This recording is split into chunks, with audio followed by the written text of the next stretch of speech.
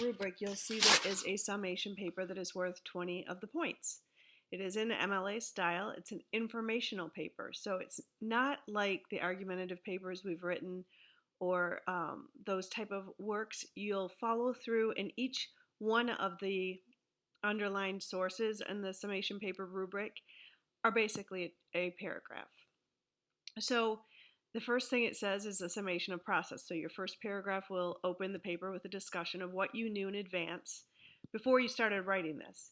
So any research, any informational provider talks first about kind of where you began. Look, this is what I knew about writing in this particular career before I started. Maybe you knew everything. Maybe you knew a few things. Maybe you knew nothing at all. Your thesis will actually be, these are the types of writing you will do in this career. So if you look at the student example I posted, you'll see it. You basically start out and say, well, I knew this, and I didn't know that. It's very, me based, which is so funny because I'm sure a lot of your English teachers said, oh, you'll never put I in a paper. But this is your research. So an informational paper will include that. So that would be the first paragraph. The second paragraph, you're going to talk about the research. So those are your scholarly articles that you looked up. You'll start there and you'll talk about I looked up Strunken and Brown, and they stated that writing this particular career involved these types of things. And then you'll have to quote and cite anything. You'll have to have at least one piece of information gleaned from each piece of research.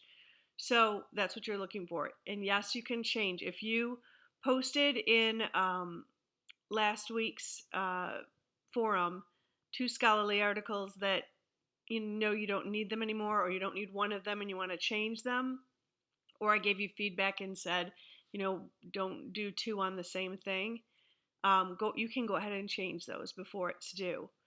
So you'll talk about that in that second paragraph. Your third paragraph will be about how you put your brochure or video together. So you're going to talk about the design principles you used and why you put things where. So the brochure, how to make one, is in the first week when we're talking about paper number 2. So I'm basically requiring in this section that you actually address each part of the process.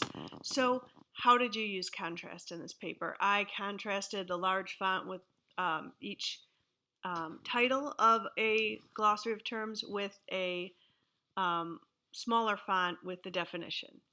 I had used repetition by having every one of the social networks repeated the same type of look as I presented them. In alignment, you're going to be discussing how did you use this particular, why did you choose to put there, like when I open up your brochure, why is that your interviewee's face there first? Or why did you choose to include the quote directly under their name? You're going to talk about how you aligned it. Alignment on the page means how we read in America, top to bottom, left to right. Why did you put things where they did? The proximity is going to talk about like things being together.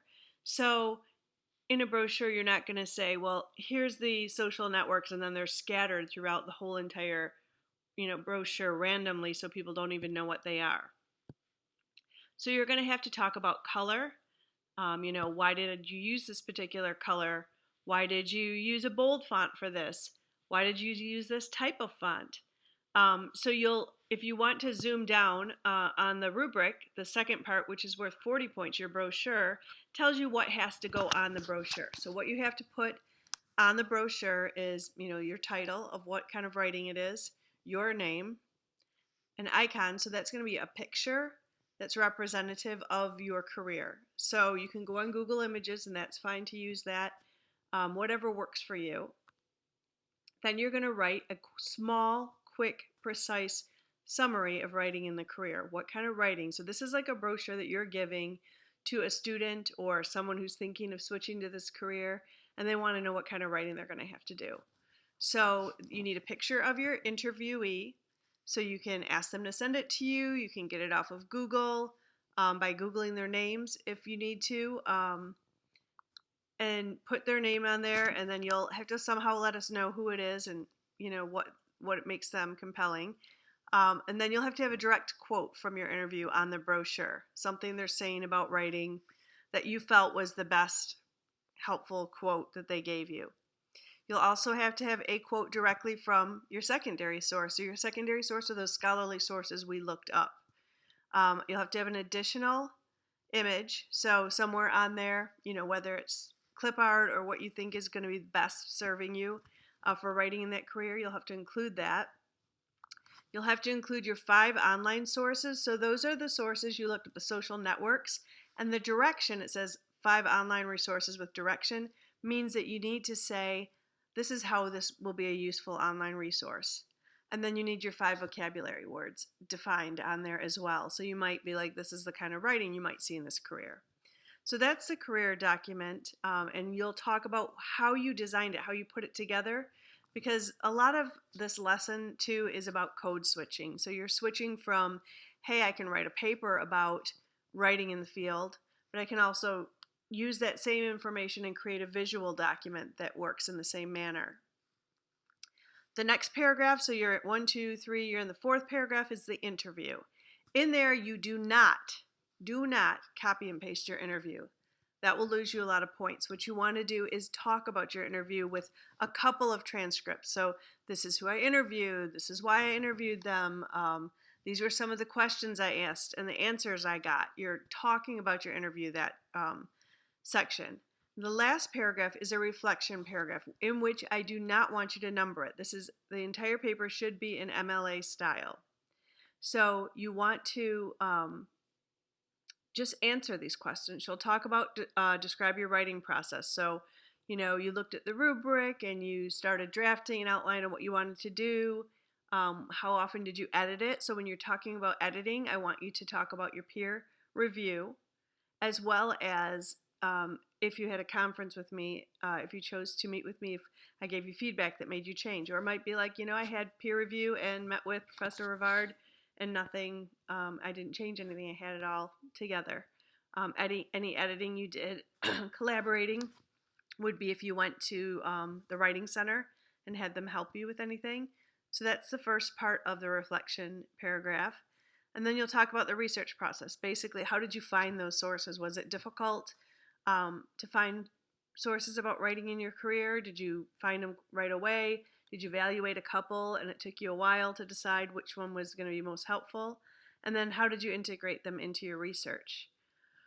The next part of it you'll basically say, what did you do well? What was it easy for you? What is your strength of this paper? And what did you struggle with the most in this paper? And then what did you learn, basically, about writing in that career? So it's a very simple paper to write. It just requires a lot of different points to be put together.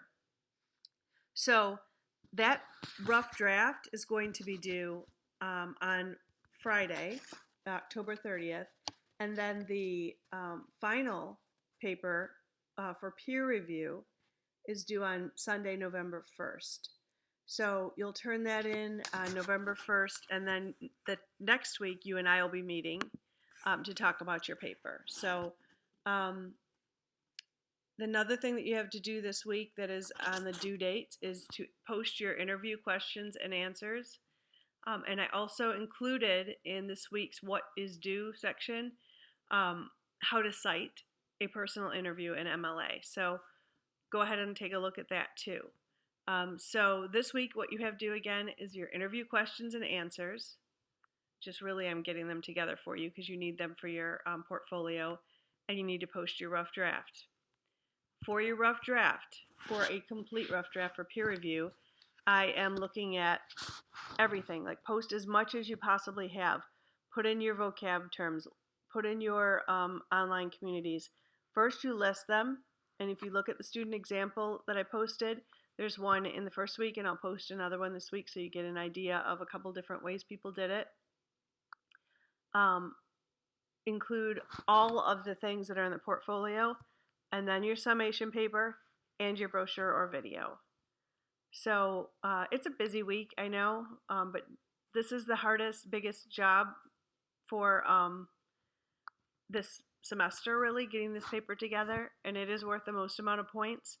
So we'll be signing up for rough draft meetings the following week, and I hope you have a great week this week. You are doing it. You're getting through this. It's going to be amazing, and you'll learn a little bit about writing too in your career. So take care of yourself, be kind to yourself, and email me if you have any questions. Thanks.